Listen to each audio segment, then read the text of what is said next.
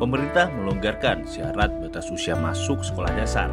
Melalui aturan terbaru dalam seleksi penerimaan murid baru, anak yang belum genap berusia 7 tahun kini tetap diperbolehkan mendaftar ke SD. Namun ada syarat penting yang harus dipenuhi. Anak dinilai harus memiliki kesiapan belajar baik dari sisi kemampuan dasar maupun kematangan mengikuti proses pendidikan di sekolah.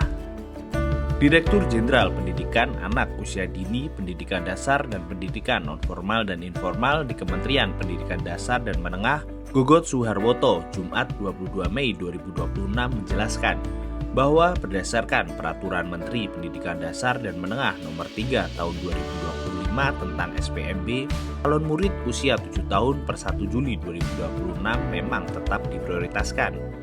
Meski demikian, anak usia 6 tahun bahkan yang baru berusia 5 tahun 6 bulan per 1 Juli tahun berjalan kini juga diizinkan mendaftar. Namun orang tua siswa perlu melampirkan surat rekomendasi tertulis dari psikolog profesional atau oleh Dewan Guru pada satuan pendidikan yang bersangkutan jika psikolog tidak tersedia. Lebih lanjut, pemerintah juga menekankan bahwa masuk SD tidak mengharuskan anak memiliki ijazah TK, serta meniadakan tes membaca, menulis, dan berhitung dalam seleksi masuk.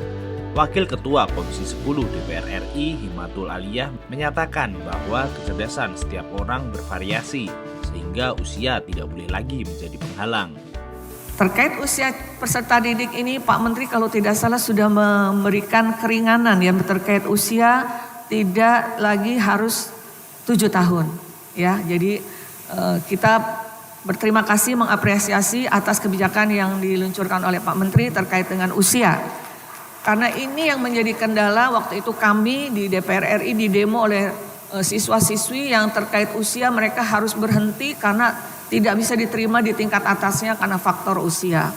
Kami di Undang-Undang Sisdiknas yang baru, di RUU yang sedang kami revisi juga sudah memantapkan bahwa usia tidak lagi menjadi penghalang untuk mereka masuk dalam lingkungan pendidikan. Karena bagaimanapun kecerdasan seseorang itu bervariasi. Ada yang memang sudah jenius di usia 5 tahun, ada yang sudah cerdas di usia 6 tahun, ada yang sudah siap. Jadi memang tidak boleh lagi kita menghalangi. Tentunya harus ada bukti secara fisik ya bahwa mereka memang dibuktikan kecerdasannya untuk bisa masuk di usia yang lebih muda. Meski demikian, dengan adanya relaksasi syarat ini, pengawasan terhadap potensi kecurangan harus diperketat. Himatul mengingatkan agar seluruh persyaratan termasuk validasi kartu keluarga, data sosial ekonomi untuk jalur afirmasi hingga bukti prestasi diverifikasi secara profesional dan berbasis data akurat guna menutup ruang manipulasi.